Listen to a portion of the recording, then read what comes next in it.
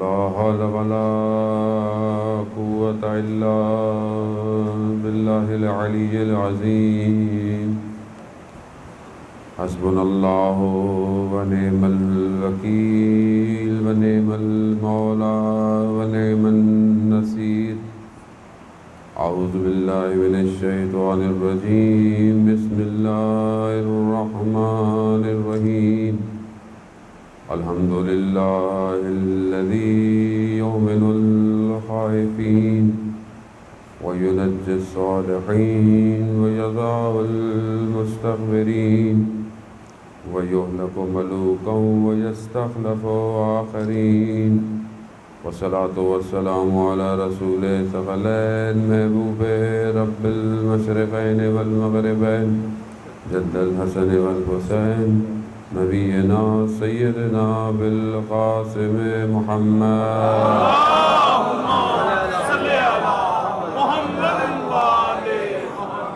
وآله الطيبين الطاهرين المعصومين لا سيما بقية الله في الأرضين روحي وأرواحنا لتراب مقدم الفدا ولعنة الله على أعدائهم أجمعين بسم الله الرحمن الرحيم رب اشرح لي صدري ويسر لي أمري واحلل عقدة من لساني يفقهوا قولي أما بعد فقد قال رسول الله صلى الله عليه وآله وسلم إن الحسين مصباح الهدى والسفينة النجاة صلوات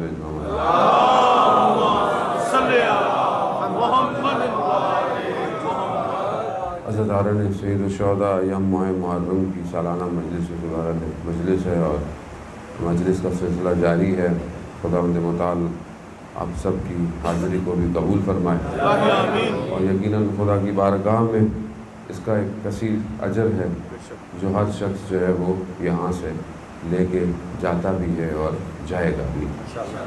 مجلس امام حسین علیہ السلام برپا کرنا خود اور عزاداری کرنا سنت ائمہ علیہ السلام ہے. ائمہ نے خود اس کا بھرپور انتظام کیا اور اپنے ہر دور کے اندر انہوں نے پوری کوشش کی کہ کوئی اور غم منایا نہ جائے یہ منایا جائے امام حسین کے غم کو زندہ رکھا جائے. اس کی جو سب سے بڑی وجوہات تھی وہ یہی تھی کہ کربلا کا معرکہ اتنا مہم تھا اور اتنا مہم ہے کہ اس کو زندہ رکھنا بہت ضروری تھا اور ائمہ جانتے تھے کہ کس طرح معاشرے میں نفوذ کرنا ہے. اور یہ ائمہ علیہ السلام نے ہمیں تعلیم بھی فرمایا کہ جب بھی تم کہیں بھی جمع ہو آپس میں بیٹھو تو ہمارا بھی جو ہے وہ ذکر کرو، یعنی اپنی محفلوں کو ہمارے ذکر سے جو ہے وہ زینت بخشو. اور شخص بھی روایت بھی ہے، شخص امام جعفر صادق علیہ السلام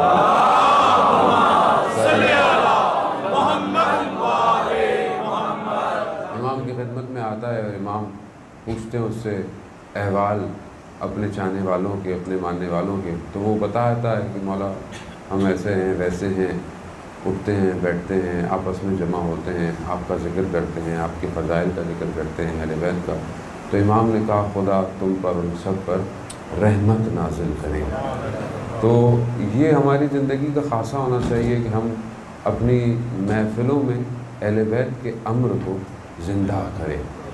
اور زندہ تبھی کریں گے ظاہر ہے جب ہم اپنے زمانے کے حساب سے اپنے ائمہ کی اطاعت کے لیے اپنے قدموں کو اٹھائیں گے. اور ائمہ نے ہر دور کے لیے ہمارے لیے تعلیمات جو ہے وہ ہمیں پہنچائیں. ایسا نہیں ہے کہ پرانے زمانے کے لوگ اماموں کو فالو کر سکتے تھے، آج کا زمانہ ماڈرن ہو گیا ہے تو آج ہم امام کو فالو نہیں کر سکتے. ایسا نہیں ہے، ہمارے اندر کمیاں ہیں، ائمہ کی تعلیمات میں کوئی کمی نہیں ہے. ہمیں چاہیے کہ آنے والی نسل کو جو ظاہر ہے جو جس طرح جس چیزوں کو لے رہی ہے اس کو ویسے پیش کریں. میں بہرحال کیونکہ وقت ہمارے پاس نہیں ہے، کیونکہ ابھی تو پہلی مجلس ہے اور شام تک میری 5ویں ہوگی انشاءاللہ. درود بھیجتے محمد والے محمد.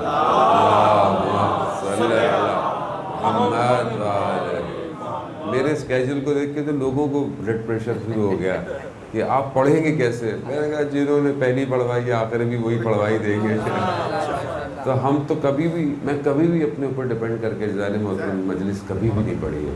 جس دن صحت و سلامتی کے لیے بلند تر صلوات. اللہم صلی علی محمد و آل محمد. اگر اپنے اوپر ڈپینڈ کر کے پڑھے تو ایک بھی نہیں پڑھی جائے گی، یہ یاد رکھیے گا. یقیناً توسل کے بغیر معاملہ کچھ نہیں ہوتا ہے. یہاں پہ جب ہم حوضے میں گئے تو ہمارے ایک دوست تھے بہت اچھے، ابھی بھی بہت اچھے دوست بھی ہیں ہمارے، خیر خواہ بھی ہیں، پروفیسر ہیں. کہتے تھے شاہ جی وہاں جا کے 30% پڑھائی ہے، 70% توسل ہے. تو میں نے کہا شاہ جی ہمارا تو 99% توسل ہی چل رہا ہے. تو توسل ہی، اور یہ اہل بیت کا علم ایسا ہے عزیزان محترم. شہید مطہری سے کسی نے سوال پوچھا، بہت بڑے اسکالر تھے، کتنی کتابیں آپ نے بھی پڑھی ہوں گی اردو کے اندر، انگلش کے اندر. اور یہ کمال ہے، دیکھیں نا کتنا عرصہ ہو گیا استاد شہید مطہری کو بھی دنیا سے گئے ہوئے. آپ کتاب اٹھائیں ان کی، آپ کو لگے گا آج کے زمانے کی گفتگو کر رہا ہے. شہید مطہری سے پوچھا کہ آپ کتنے استاد ہیں، آپ علامہ طباطبائی سے کیوں اتنی محبت کرتے ہیں؟ یعنی استاد تو آپ کے اور بھی بہت سارے ہیں. تو کہا ولایت اہل بیت کی وجہ سے. ایسا نہیں کہ سارے سب کی تھی، لیکن بہرحال کچھ نظر آتی، کچھ بعض کو نظر نہیں آ رہی ہے اس طرح. کہا کیا؟ کہا جب رمضان ہوتا تھا، رمضان میں جب روزہ افطار کیا جاتا تھا تو علامہ طباطبائی حضرت معصومہ کی زری کو بوسہ دے کے افطار کرتے تھے. یعنی کیا؟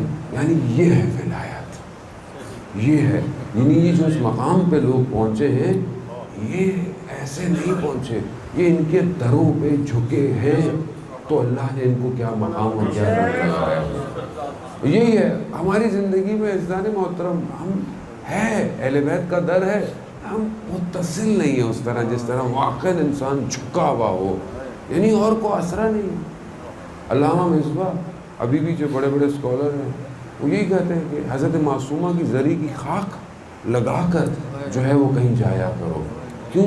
کیونکہ یہ ہے علم جو نشت لے رہا ہے ہر جگہ سے. اور وہ دیکھیں نا آپ، وہ جو روایات بھی ہے حضرت معصومہ کے لیے، کہ سارا علم اور اہل بیت کا پورا جو گھرانہ ہے، خود اہل بیت کا جو حرم ہے وہ کم ہے، اور کم کے اندر اور جنت کے چند دروازے جو ہیں وہ کم ہی کی طرف سے جائیں گے. اور خود زیارت میں حضرت معصومہ سلام اللہ علیہ کی، یا فاطمہ اشفعی لی فی الجنہ، اے فاطمہ میری جنت میں شفاعت کیجئے گا. جنت کے مقامات ہوں گے نا، ایک مقام پہ انسان جنت میں جائے گا تو اس کو اوپر ایک اور مقام دکھایا جائے گا. وہ جب اپنے مقام کو دیکھے گا، اس کو دیکھے گا، بولے یہ تو بڑا زبردست مقام ہے، تو اس کو اور اوپر لے کے جایا جائے گا. جب اس پہ جائے گا تو وہ بہت، اس نے ایسا کچھ دیکھا ہی نہیں ہوگا، تو ابھی اسی میں محفوظ ہوگا، محسوس ہوگا، تو دیکھو ایک اور مقام دیکھو، تو ایک اور مقام دیکھے گا، جو جو چیزیں یہاں پہ نہیں ہیں اس کے اندر موجود ہے. یعنی خود جنت میں قرآن کی آیتوں کے برابر مقامات ہیں.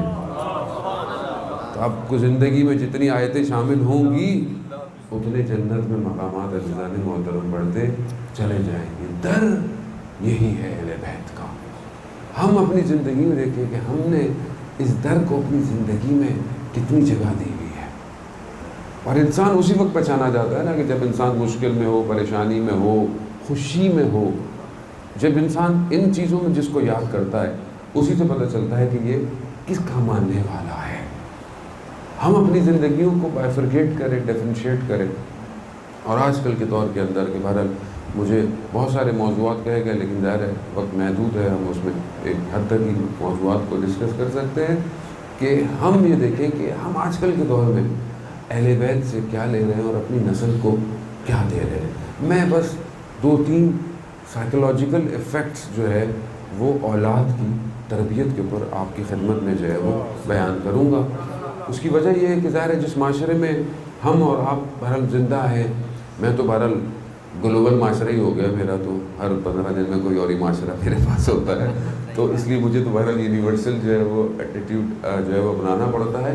لیکن بہرحال جو ہمارا معاشرہ ہے، پاکستان کا معاشرہ ہے، آپ کا معاشرہ ہے، جس سوسائٹی میں آپ رہ رہے ہیں وہاں پہ بچے بھی موجود ہیں، ابھی مجلس کے اندر بھی، آپ کے گھروں کے اندر بہن بھائیوں کے، بچوں کے، رشتہ داروں کے، یہ جو ایفیکٹ ہو رہا ہے اس کے اوپر کس طرح کام ہونا چاہیے اور کس طرح کام ہو رہا ہے.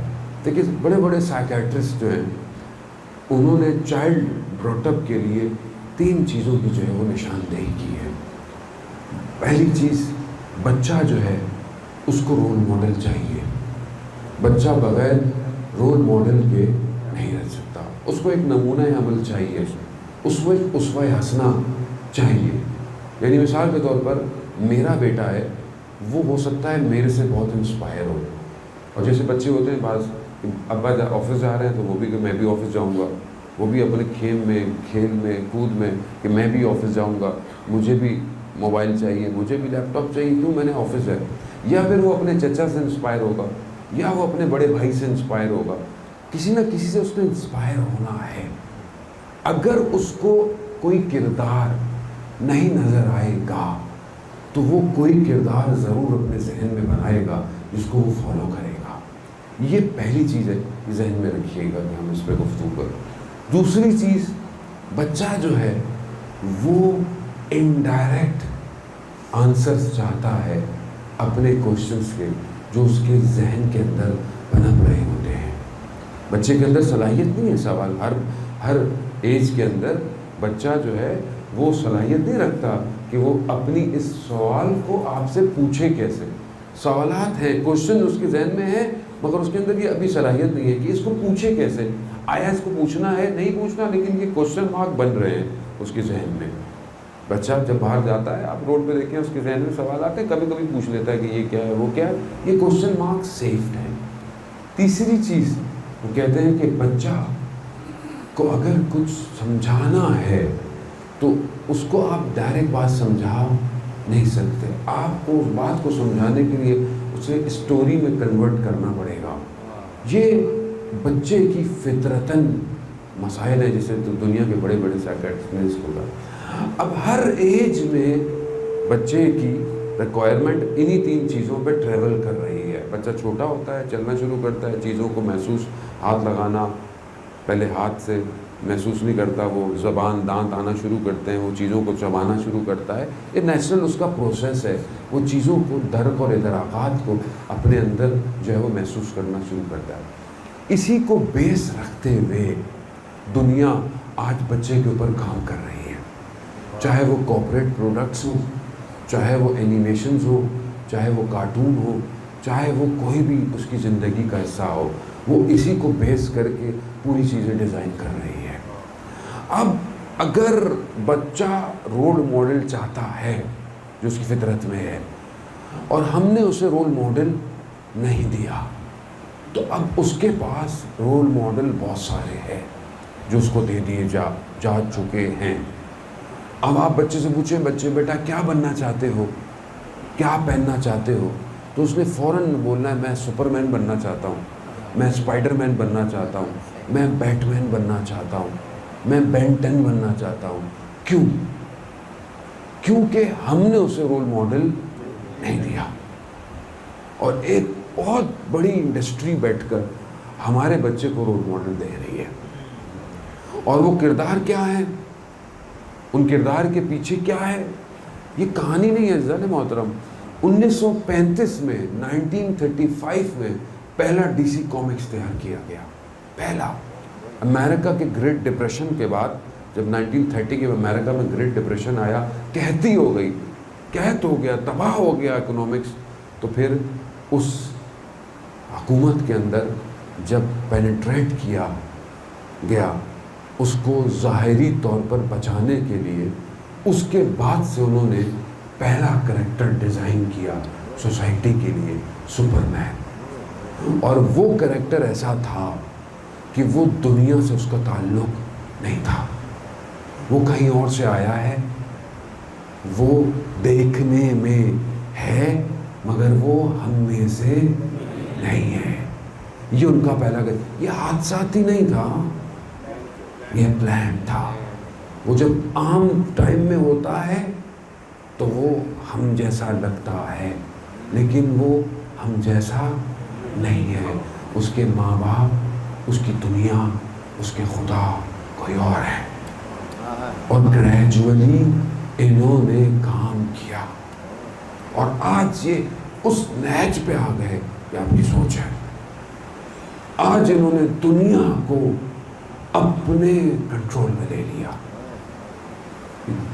یہ گیم، یہ اینیمیشنز، یہ بڑی بڑی اسکرینز، یہ بڑے بڑے کریکٹر ڈیزائنڈ کیے، بکس لکھی گئی، کلرز کس چیز کی نشاندہی کرتے ہیں اس پہ سب لکھا گیا، کوالٹیز کیا کیا ہیں، خوبیاں کیا کیا ہیں، طاقتیں کیسے حاصل ہوتی ہیں، سب کچھ ڈیزائن کیا.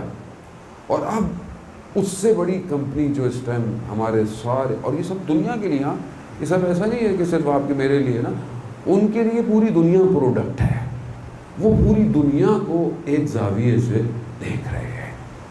میں اس لیے بہرحال کیونکہ کہہ رہا ہوں کہ بہرحال کیونکہ زندگی کا کوئی بھروسہ ہے نہیں انسان کے پاس، جو بہرحال ہماری ریسرچ ہے وہ آپ کی خدمت میں دے دیں، کیونکہ جب تک خود عوام اس بات کو ریئلائز نہیں کرے گی، خود جب تک کام نہیں کرے گی، ہم اپنے آنے والی نسل کو الٹرنیٹ نہیں دے سکتے.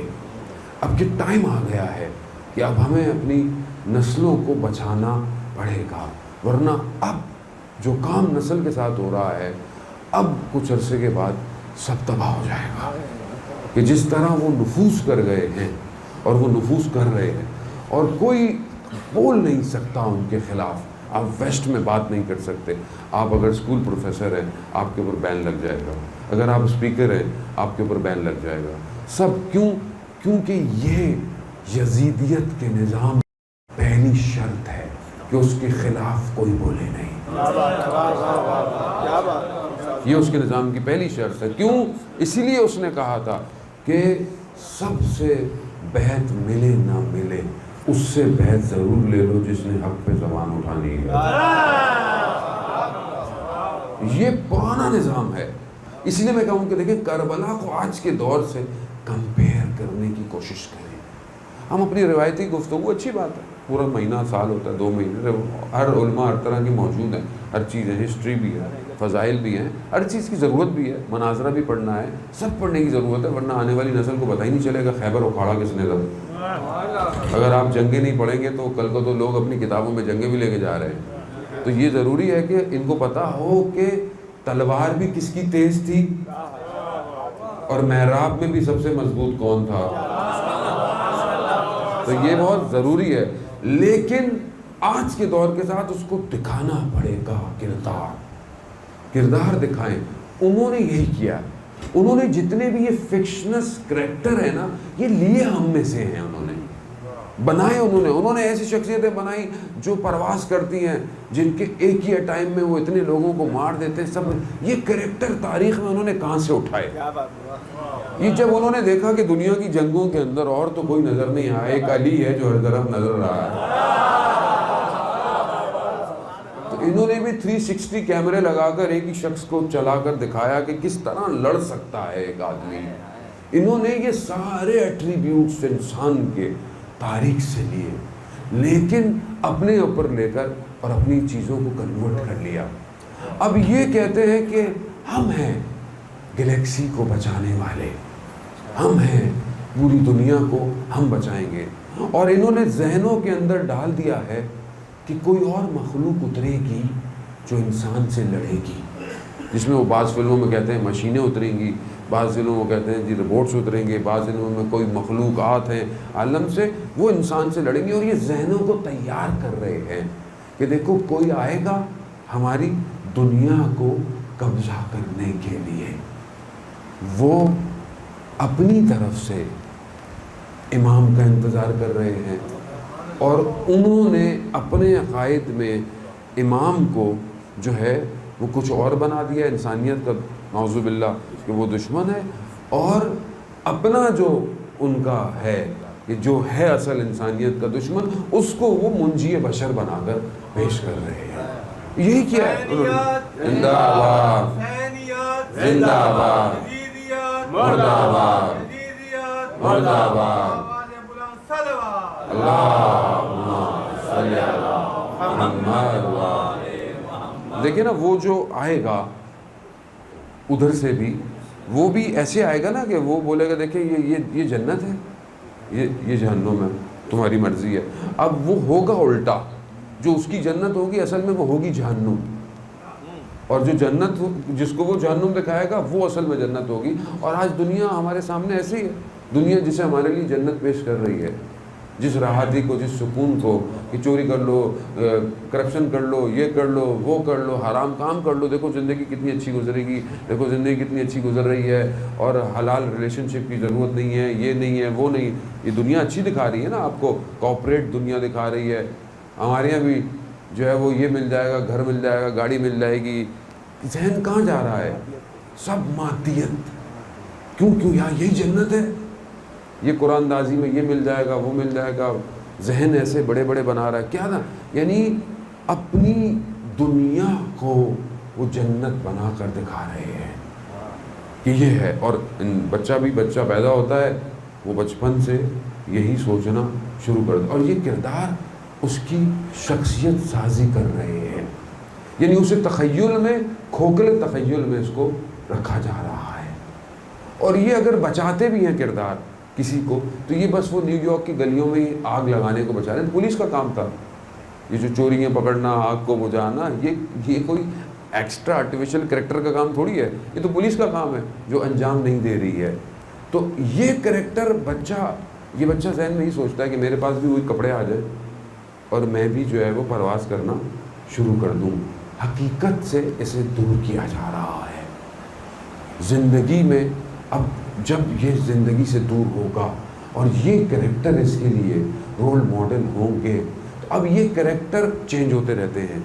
اب یہی کریکٹر ایک بہت اچھا فٹ بالر بھی بن جائے گا, جو اس کی زندگی میں وہ اسی کی شرٹ پہنے گا, اسی کے جوتے پہنے گا, اس کو CR7 چاہیے, اس کو شرٹ بھی ویسی چاہیے, اس کو بال بھی ویسی بنانے ہیں, بالوں میں لائنیں بھی ویسی بنانی ہیں, سب ویسی بنانے ہیں. پھر یہی کردار کسی فلم میں, کسی سنگر کی صورت میں, کسی اور صورت میں, پھر اس کی زندگی کیا ہے؟ یہ نشے بھی کرتا ہے, یہ ڈرگس بھی یوز کرتا ہے, یہ ایسے بھی رہتا ہے, یہ ویسے بھی. خود بخود کردار سازی ہو رہی ہے, کچھ کرنے کی ضرورت نہیں ہے. کیوں آج معاشرہ اتنی تیزی سے بے روی کا شکار ہو گیا؟ آج آپ جوان کو دیکھیں, آپ یونیورسٹیز میں, بڑی بڑی یونیورسٹیز میں, سب میں چلے جائیں, نشہ فیسینیشن ہے. وہ نشہ جو ہم تصور نہیں کر سکتے تھے, وہ نشہ آج جوان بڑے آرام سے کر رہا ہے. اور جتنے بھی آپ کردار دیکھ لیں, ٹی وی کریکٹرز دیکھ لیں, فلم سینما دیکھ لیں, نیٹ فلکس کے ٹی وی سیزن دیکھ لیں, سب میں اتنی آسانی سے یہ ریلیشن شپ ڈیفائن کر دیے گئے کہ لگ ہی نہیں رہا کہ یہ حرام کر رہا ہے یا حلال کر رہا ہے. گھس گئے ہیں.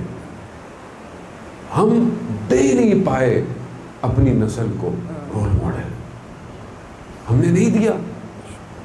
ورنہ جو یونیورسٹی 2 مہینے کھلتی ہے ہر سال, پہلی محرم سے لے کے 8 ربیع الاول تک, ہر سال یہ یونیورسٹی کھلتی ہے, شرط بھی داخلے کی کوئی نہیں ہے, صرف ایک آنسو اور آ جاؤ, ایک گریہ کرو, آ جاؤ. یہ یونیورسٹی کے داخلے کی شرط ہے.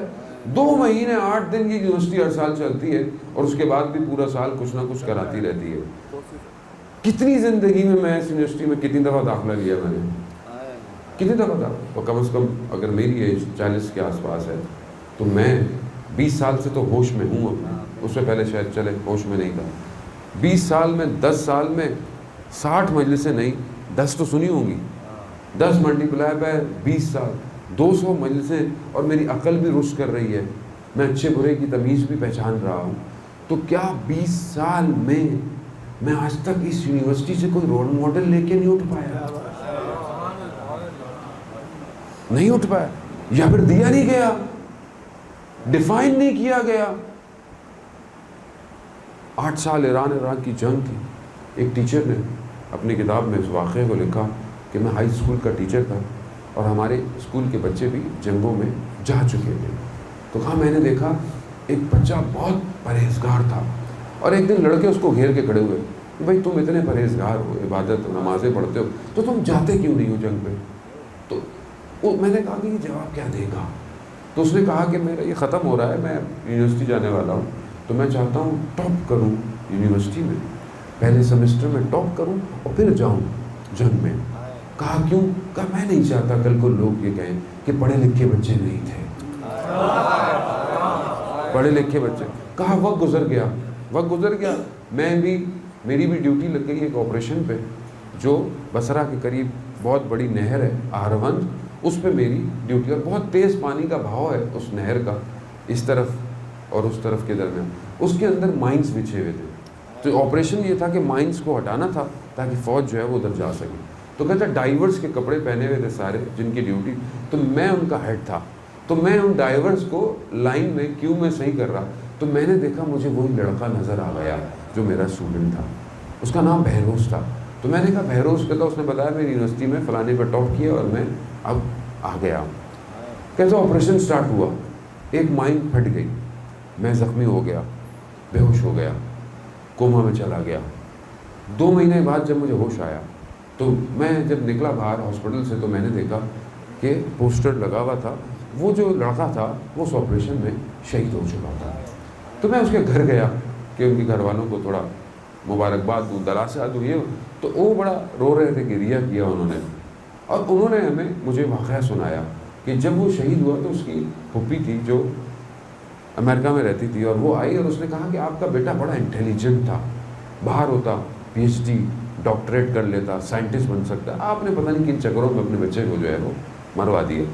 कहता हम क्या करते, हमने तो कुछ किया। दूसरे दिन वो रोती हुई वापस आई सुबह और कहा कि मैंने ख्वाब में रात को बहरोज़ को देखा। कहा वो यूनिवर्सिटी के जो गाउन होते हैं, जो ग्रेजुएट के गाउन होते हैं, वो सफ़ेद रंग का गाउन पहना होता और हवाओं में परवास कर रहा था। उसने वो गाउन हटाया तो उसके ऊपर एक सर्टिफिकेट लगा हुआ था और उसके ऊपर लिखा हुआ था डॉक्टर बहरोज़ फ्रॉम इमाम हुसैन यूनिवर्सिटी। इमाम हुसैन, यानी ये यूनिवर्सिटी हर वक्त ऑन है, हर वक्त ऑन। लेकिन हम नहीं ले पा रहे किरदार इस यूनिवर्सिटी से जाने वाला। यही यूनिवर्सिटी है कि जिसने आज पूरी दुनिया को, इसी यूनिवर्सिटी के स्टूडेंट है जो आज पूरी दुनिया को कंट्रोल कर रहे हैं। यही हुसैनियत का दर्स है जो इमाम हुसैन ने उस वक्त 61 हिजरी में एक ऐसे तख्ते पर दिया, एक ऐसे बोर्ड पर दिया कि जिस पर हक और बातिल को इमाम हुसैन ने खींच दिया, क़यामत तक के लिए रास्ता डिफाइन कर लिया। मैं अपनी नस्ल को क्या दूँ यहाँ से जाने पाता हूँ। किरदार साजी बहुत ज़रूरी है। अगर मैं और आप किरदार साजी नहीं कर पाए माशरे की, तो मैंने आपको बता दिया माशरे की किरदार साजी किसके हाथ में चली गई है।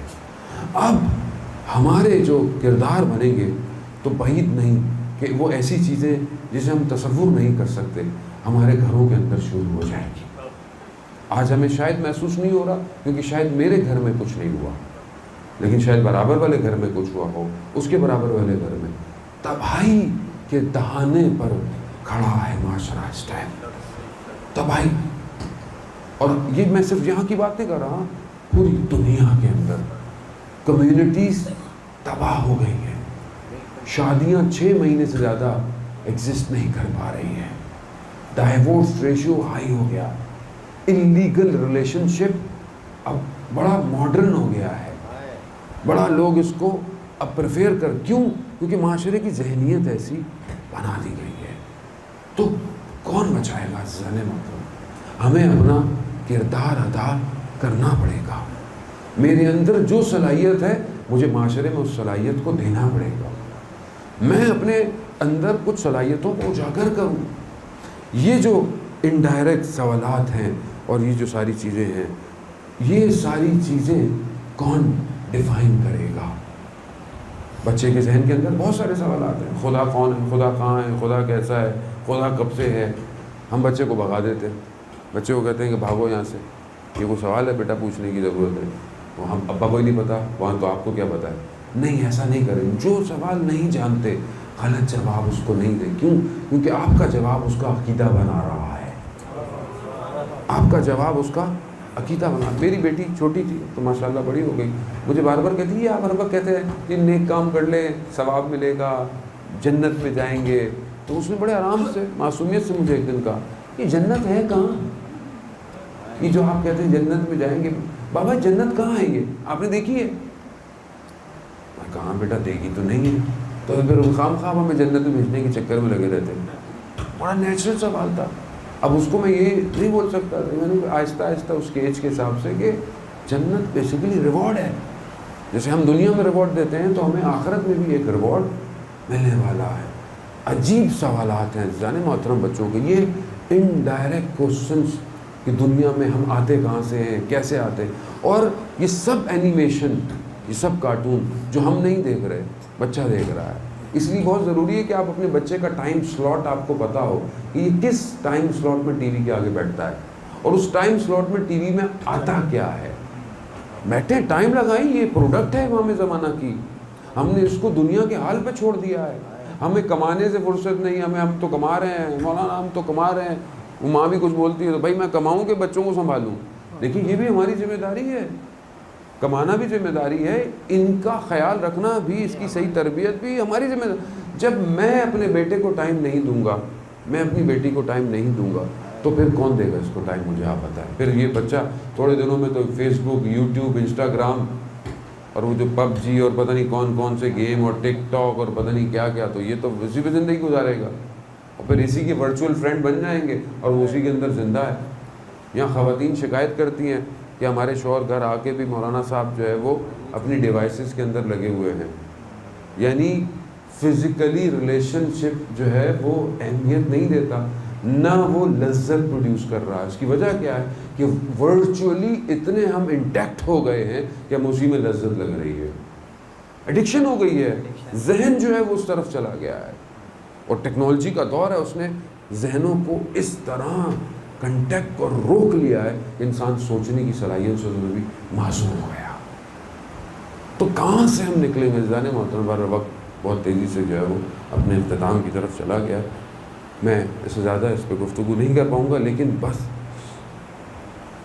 ہمیں اپنے وجود کو بچانا ہے جانے محترم، کسی اور کی خاطر نہیں، کم از کم اپنے ہی خاطر، اپنی آنے والی نسل کی خاطر. یہ ایک ذمہ داری ہے. یقیناً سارے دور سخت تھے، ہر دور سخت، آسان کوئی بھی دور نہیں رہا اپنے زمانے، لیکن یہ سخت ترین دور ہے. یہ آخر الزمان ہے، یہ ظہور سے پہلے کا دور ہے، اور یہ بہت سخت ہے. اور فتنہ، مشکلات، امتحان مومنین پہ شدت سے یہاں آئیں گی اور آ رہی ہیں. ہمیں اس دور کے اندر بہت خیال رکھنا ہے. مذہب کو بھی لوگ گھسیٹنے کی کوشش کر رہے ہیں. مذہب، اسلامو فوبیا آپ کے سامنے پوری دنیا کے اندر، اسلام کو کس طرح پیش کرنا ہے، اسلام کی حالت داعش کے ذریعے، طالبان کی شکل میں انہوں نے کیا دی ہے تاکہ لوگ نفرت کریں. پھر اس کے بعد تشیع کے اندر بھی جو ہے وہ اتنی اختلاف ڈالنا، اتنے آپس میں لڑا دینا، اتنے دھڑے بنا دینا، اتنے ٹکڑے کر دینا کہ جو ایک اچھا جوان ہے وہ بولے ایسے مذہب سے میں بہتر ہے کہ دور رہوں. جان پوچھ کے مذہب کی شکل ایسی کر دو کہ پڑھا لکھا شخص جو ہے وہ مذہب سے بولے کہ بڑی مہربانی، مجھے مذہب نہیں چاہیے. کیوں؟ کیونکہ جانتے ہیں حق کس مذہب کے اندر ہے. تو اس لیے ہمیں بڑے بابصیرت طریقے سے جانے محترم، دیکھیں میں اور آپ، ہم ایک محدود ہمارا علم ہے، میرا اور آپ کا ایک محدود ایریا آف ریسرچ ہے، محدود ہم دنیا کو دیکھتے ہیں. ہماری جو پولیٹکس میں دنیا کی بھی نگاہ ہے تو یہ ٹاک شو کے ذریعے سے. ہمارے پاس کوئی اور اپنا ایسا اینالسٹ سینٹر یا میری اپنی کوئی اتنی اینالسٹ ہو کہ میں دنیا میں ہونے والے واقعات کو اینالائز کر سکوں، نہیں کر سکتے. اب جیسے کشمیر پہ تو ہم نے بہت بولا یونائٹڈ نیشن میں، لیکن یمن کے معاملے میں ہم جو ہے وہ یمن کے خلاف ووٹ ڈال دیا.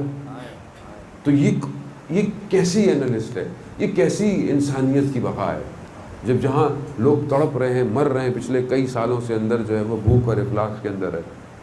تو یہ ہمارے پاس کون ایسا سسٹم ہے جو اس ٹائم اسلام کو بچا پائے؟ کون ہے جس کی اتنی بصیرت ہو؟ کون ہے جو اتنی اور طاقت بھی رکھتا ہو؟ دیکھیں جب تک طاقت کا توازن چینج نہیں ہوگا ہم اسلام کو پوری دنیا میں حاکم نہیں کر سکتے. یاد رکھیے گا، طاقت چند ہاتھوں میں رہے دنیا کی، پھر ہم بات کریں کہ جی اسلام پوری دنیا میں پھیلے. اِنَّ حِزْبُ اللَّهِ هُمُ الْغَالِبُونَ، اللہ کا گروہ ہے جو قرآن کہتا ہے کہ غالب آ کر رہے گا. کیسے آئے گا؟ جب طاقت کا توازن ہی ایک چند ہاتھوں کے اندر ہو. تو اب طاقت کا توازن ڈس بیلنس ہو چکا ہے. اب آپ کے سامنے اب طاقت اپنی جگہ، جو دنیا کی ظاہری طاقتیں تھیں، سپر پاور تھی، اب وہ ڈس بیلنس ہو گئی ہیں. اب سپر پاور ڈسکشن پہ آ گیا ہے کہ سپر پاور ہے کون. اب سپر پاور وہ نہیں رہا کہ جو اپنے آپ کو سپر پاور کرتا تھا، کہ جس کے پاس دنیا کے چند ڈرونوں میں سے ایک ڈرون تھا، اس کی قیمت بھی $200 ملین کے برابر، کہ جس کو کوئی دنیا کا نظام ایکسٹریکٹ نہیں کر سکتا تھا. سب سے بڑا رشیا کے پاس تھا انالسٹ کا، وہ بھی نہیں ڈیٹیکٹ کر پایا، مگر چند جوانوں نے اسے ہوا کے اندر گرا کر مار دیا اور یہ بتا دیا کہ طاقت کا توازن اب ڈس بیلنس ہو گیا ہے. کیونکہ جب تک طاقت آپ کے ہاتھ میں نہیں آئے گی، آپ امام کو کہاں دعوت دیں گے؟ آپ مجھے بتائیں، کہاں دیں گے آپ دعوت؟ امام کو کہاں بلائیں گے؟ لاہور میں بلائیں گے؟ گام شاہ میں بلائیں گے؟ کہاں بلائیں گے؟ آپ مجھے بتائیں نا امام کو. امام کہاں آئے؟ امام کو کیا چاہیے؟ امام کو کتنی پاور چاہیے؟ امام کو کتنے لوگ چاہیے؟ امام کو کتنا بڑا نیٹ ورک چاہیے؟ IT اسپیشلسٹ چاہیے؟ اکنامکس چاہیے؟ امام کو پورا سٹرکچر چاہیے.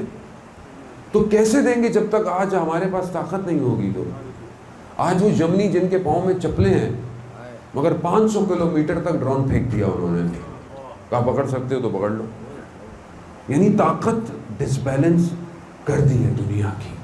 کس نے کی ہے؟ کون اتنا بابصیرت ہے؟ کون اتنا باشعور ہے؟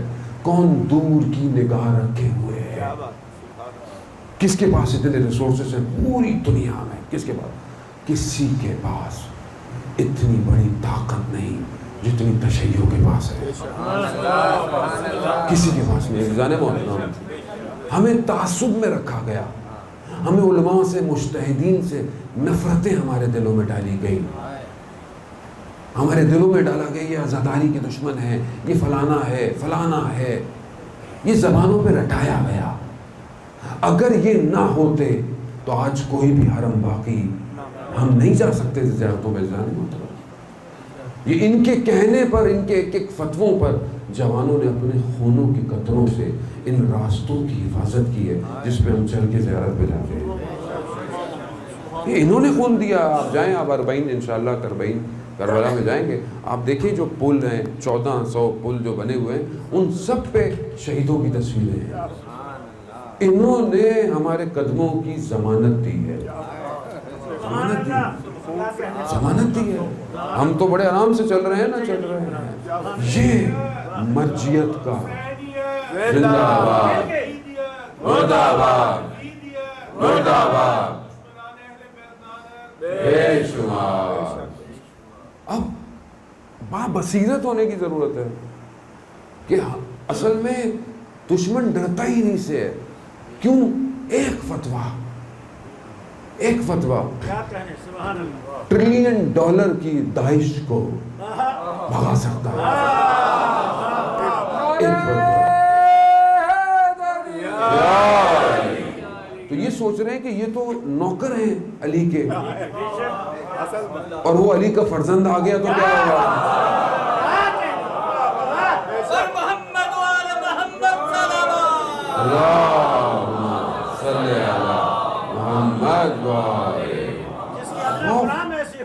ہاں، وہ آ گیا تو کیا ہوگا؟ کیا ہوگا کائنات میں؟ وہ ابھی مر رہے ہیں، ان کی سمجھ میں نہیں آ رہا کیا کریں. اسی لیے انہوں نے کہا کہ بھائی روکو ان کو کسی طریقے سے. کہاں سے روکیں؟ نہیں روک سکتے. جن نظاموں میں ولایت علی ابن ابی طالب نفوذ کر چکی ہے، جن کی بنیاد ولایت علی ابن ابی طالب ہو، یہ میثم تمار کے ماننے والے ہیں کہ جن کو لٹکا دیا جائے، کاٹ دیا جائے، کھینچ دیا جائے، زبانوں کو تن سے جدا کر دیا جائے، یہ علی علی کرنے سے روکیں گے نہیں. یا رب شعور دے مجھے عمار کی طرح، یا رب شعور دے مجھے عمار کی طرح، کھولوں زبان میثم تمار کی طرح، لینے کو انتقام یزیدان عصر سے، مالک بنا دے مجھ کو بھی مختار کی طرح.